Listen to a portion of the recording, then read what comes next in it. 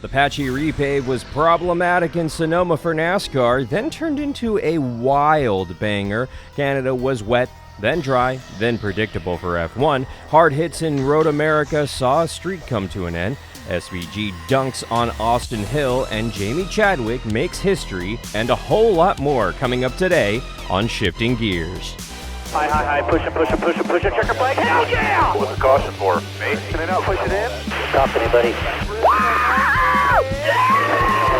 Come on, he's going! Way to go, boys! One hell of a job, man, one hell of a job. Thank you so much. Ding dong, the Fox is dead, at least for another year on the Cup side, but the Truck Series, if anybody still watches, is going to be kept up for the next few months. It's a whole thing. But welcome on in to Shifting Gears. After a wild Sonoma race for NASCAR, an interesting Road America race for IndyCar, we had Canada for F1, tons to talk about. And before we get on into it, make sure that you mash that subscribe button so that you do not miss an episode. Now, lots coming up on the show today. Fox is done with their coverage of NASCAR. Joe Gibbs Racing kind of blows up in Sonoma, almost literally. The playoff bubble's looking very interesting with 10 races until the NASCAR playoffs start. SVG drama and Villeneuve versus Ricardo is just... it's so juicy. I'm here for it. We're going to break it all down. But before we can, let's go ahead and get in today's hot topics. The new patchy repave at Sonoma was a little tricky for the NASCAR Cup Series drivers. Caution after caution for the first two stages got very close to setting a new track record. And then finally, we saw some decent racing in the final stage with a variety of strategies. Eventually, it was Buescher versus Truex versus Larson, all on different strategies, pulling off an amazing three-way battle for the win with about 10 laps to go. And no one was happier than NASCAR to see Ford versus Toyota versus Chevy. Ultimately, it came down to Larson with the fresher tires cruising to his third victory of the season, second at Sonoma. What playoff waiver. NASCAR heads to Iowa next week, but it was Martin Truex Jr. running out on the white flag, trying to coast down the front stretch through this massive, massive track. Will he make it? We'll go ahead and check on him in a little bit. Formula One went to Canada for a wet and wild 9th race of the year. George Russell tying Max Verstappen for the pole, but getting it on a technicality. But of course, it was Verstappen getting the win with Norris and Russell on the podium. Off week for the series before heading to Spain in 2 weeks. IndyCar announced that they'll be back at Road America for multi-years before the start. Massive pile-up with the leaders in lap 1, turn 1. Penske's Joseph Newgarden taking a hard hit during practice on Saturday. He would walk away with no injuries from this massive hit. But it was Penske making it look too easy all day, with Will Power snapping his 2-year winless streak and taking over the points lead going into a 2-week break before Mid-Ohio on July 7th. 8-time NHRA Top Fuel World Champ Tony Schumacher picking up his first win in 37 races at Bristol's Thunder Valley Nationals. Austin Prock, Jay Coughlin Jr., and Cage Hara also getting wins. Off week this weekend before the Virginia NHRA Nationals in 2 weeks. Pro Motocross Championship Round 3 at Thunder Valley in Denver, Colorado saw Jet Lawrence rebound for the win in 450. Hayden Deegan getting another win in 250. The series heads to High Point in Pennsylvania this weekend. Checking on Martin Truex Jr., he's still trying to get to the line, almost out of fuel, but he's trying to bump it. We'll check back in later. Jamie Chadwick making history Sunday at Road America, starting on the pole, leading every lap, and becoming the first woman to win an Indy Next race since 2010, and only the third female driver to win in the IndyCar Development Series history. Congrats to her. The FIA remembered that they did have to put out the 2026 F1 regulations, and they went ahead and made the announcement for an agile, competitive, safer, and more sustainable set of regulations that includes more power, smaller, lighter cars, new aero innovations, and a greater push for safety. Fans seem to like the changes, but the teams, not so much so far. New Zealander Shane Van Gisbergen powered his way to the lead on a restart with 11 laps to go, despite Austin Hill's dirty driving trying to send him off the road to get his second career NASCAR Xfinity Series victory in a row. And now the question remains, is SVG a serious playoff contender? We found out this week that Yuki Tsunoda has extended with RB for 2025. And in the world of NASCAR, Front Row Motorsports announced that Todd Gilliland has signed a multi-year contract extension to return to one of the 3 Front Row Fords in 2025. No word on who his 2 new teammates for next year will be yet. In the latest NASCAR versus the team owners negotiation regarding charters for next season, Jim France has reportedly told the teams that NASCAR cannot offer permanent charters because, quote, we can only support you as long as we are being supported by media networks, unquote. Driver and team owner Denny Hamlin tweeted out, quote, permanent charters don't cost anything, unquote. NASCAR and its teams do not have a deal set for next season at the moment. Checking on Martin Truex Jr., has he made it across the line? Yes, he has, to finish 27th. Yikes. Still no word if Martin Truex Jr. will return to the Cup Series next year or retire at the end of this year. For these stories and more, you can go ahead and log on to arnrace.com for the latest motorsports news. ARN, the Motorsports Authority. Yeah, wild weekend, honestly. Cool weekend, fun weekend, I'm not going to lie. And firstly, big story, Fox is done.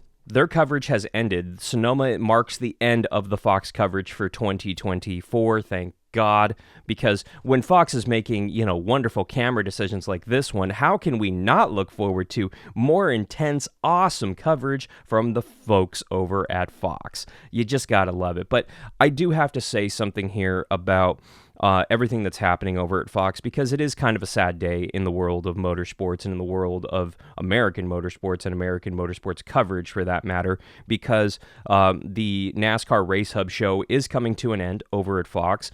Contractually, they do not need to produce that show anymore, so the day after the contract ends here, they went ahead and canceled the show, and that means a lot of jobs are being cut ultimately over at Fox in the North Carolina area specifically. A lot of on-air talent is now not going to have a job. A lot of people behind the camera who produce this show daily, who went to work daily, who really worked to try to make this show the best that it could be, no longer have a job. And for that matter, we do not at the moment have a daily NASCAR show. Now, NASCAR wisely has put it in TV contracts for networks to produce daily shows. ESPN had one. That's why when NASCAR was on ESPN, we saw a daily NASCAR show produced by ESPN. And then when that contract ended, that series came to an end. And same thing with Fox here. And does this necessarily mean that we're going to see a new daily NASCAR show out of Fox or out of NASCAR sometime down the road? I really hope so. I don't think it's necessarily coming out of Fox. I don't see it coming out of NBC simply because it has nowhere to live. I think that this is really going to have to come down to Amazon Prime and maybe even like a YouTube series for NASCAR. And that's not necessarily a bad thing. Yes, there are quite a lot of people watching on YouTube, but not quite as the prestige with the older generation with the TV audience on broadcast television. So I think that that's kind of where NASCAR is right now. They're going to have to find something, figure out a way to produce a daily NASCAR show. But for now, fans have ultimately nowhere to go. We're going to keep being here. There's some great content right here on YouTube, as you already know. So I think that the coverage is still going to be there. The thing that I worry about is the older generation who necessarily won't turn on YouTube stereotypically, but lead and lean towards more of the traditional broadcast media. And they're the ones who are missing out right now, unfortunately. And they're going to have to find new outlets to get their news. And we're going to continue to be here. There's other great programming here on YouTube and other paid networks. So it's going to be interesting to see how the fans kind of divide and land somewhere ultimately to get their NASCAR news from reliable, consistent sources. We're going to have to wait and see. Villeneuve versus Ricciardo. We got a very funny moment on Sky Sports. Basically, they've been dragging out anybody that they can to give that broadcast a little bit more legitimacy, which I don't think they need to do. I think they're fine just with their analysts. I don't think they need to be dragging out the Danica Patricks and the Villeneuves to try to fill airtime and give us the opinions like this one. We're hearing the same thing now for the last 4 or 5 years. We have to make the car better for him, poor him. Sorry, it's been 5 years of that. No, you're in F1. Maybe you make that effort for Lewis Hamilton, who's won multiple championships. You don't make that effort for a driver that can't cut it. If you can't cut it, go home. There's someone else to take your place. That's how it's always been in racing. It's the pinnacle of the sport. There's no reason to keep going and to keep finding excuses. And you all talk about that first season or first 2 seasons. He was beating a Vettel that was burnt out, that was trying to invent things with the car to go win and just making a mess of his weekends. And then he was beating for half a season Verstappen when Verstappen was 18 years old, just starting. Then that was it. He stopped beating anyone after that. Okay, so fair points from Villeneuve right there. I mean, listen, Daniel Ricciardo has had an up-and-down career. When he was with Red Bull, clearly he was in the best car that he had been in his entire career.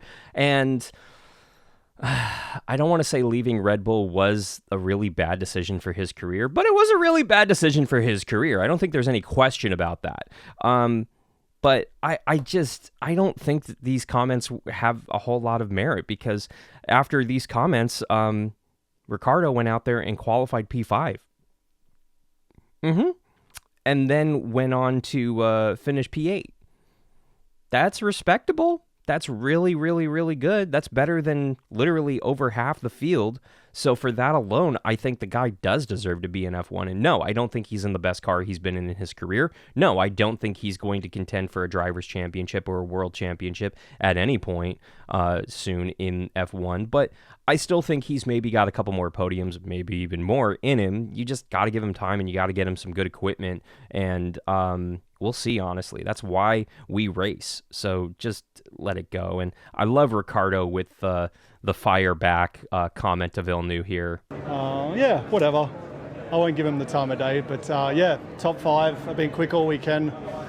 We're less than 2/10 from pole, so... Oh, yeah. Villeneuve very much aided. And later on in the broadcast, somebody brought that up in the post-race. Hey, you were kind of wrong. And Villeneuve himself admitted, yeah, I was wrong. I'm always wrong. It's like, okay, well, at least you know that, and at least you can admit that. That's very big of you. But I love the T, man. That was some good stuff this weekend.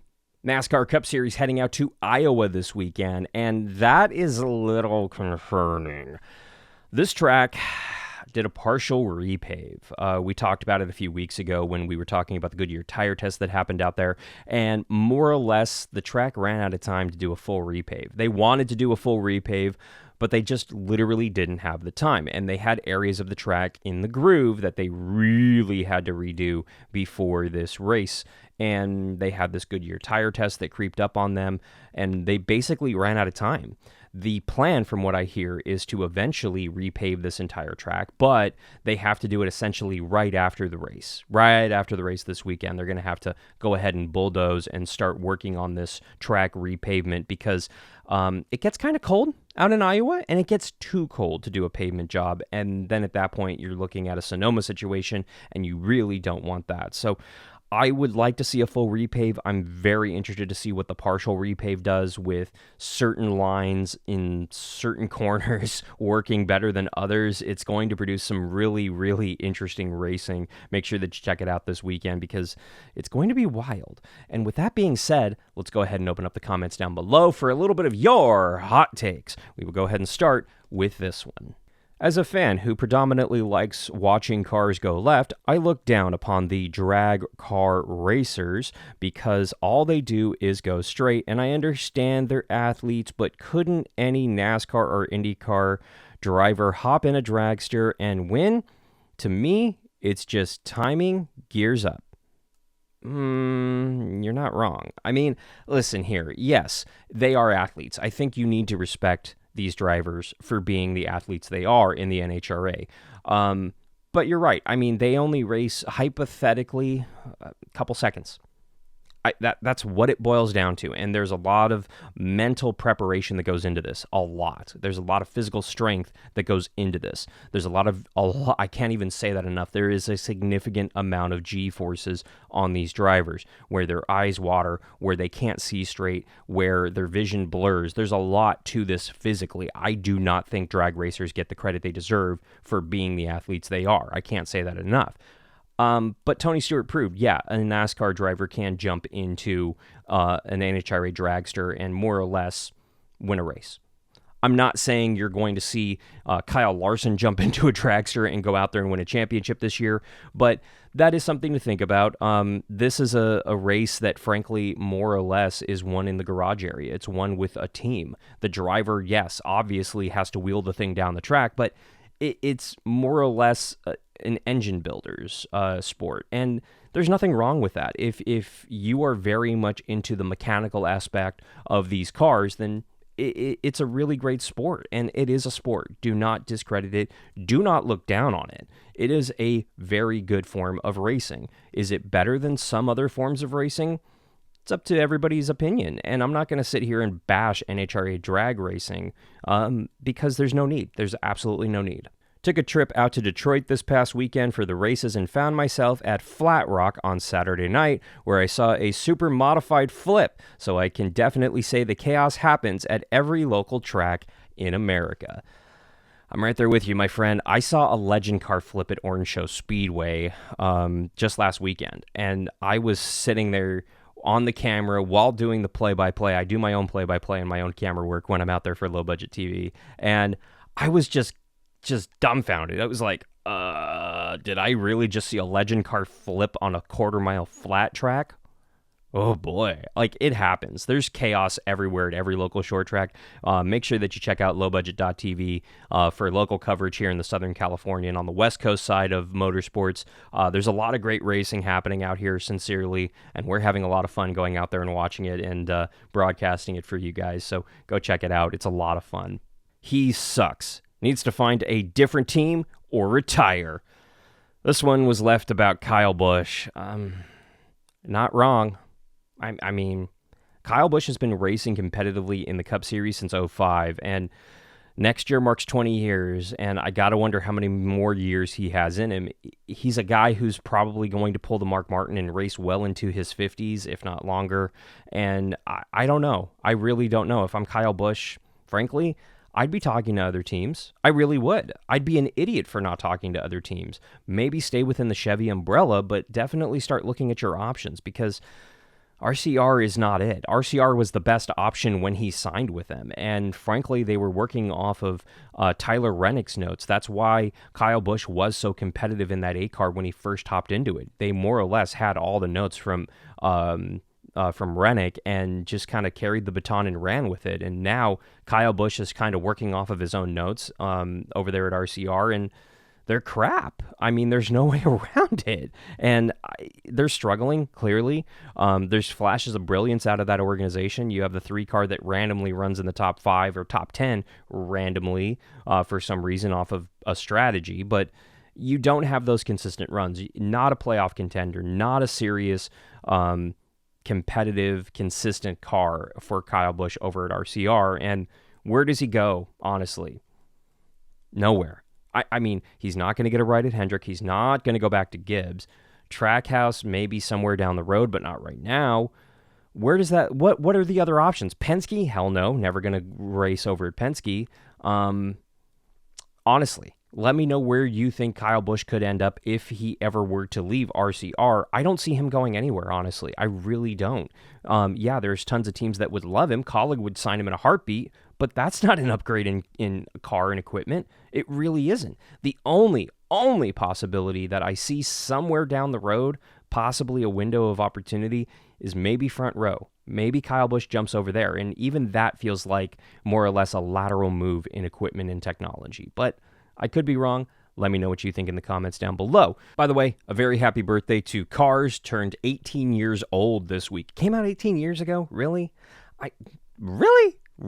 Can I call lie? Can I call BS on that? Because it doesn't feel like it. And yes, we got the Piston Cup out too, just because we can. It's normally somewhere in the background over there, so brought it forefront and center just because we could. And listen, if you don't like the Cars movie, you're insane. It was a great movie. It was a great sports movie. It was a great animated movie. Great lessons, great NASCAR history kind of movie right there. I absolutely loved it when it came out 18 years ago. I still watch it from time to time.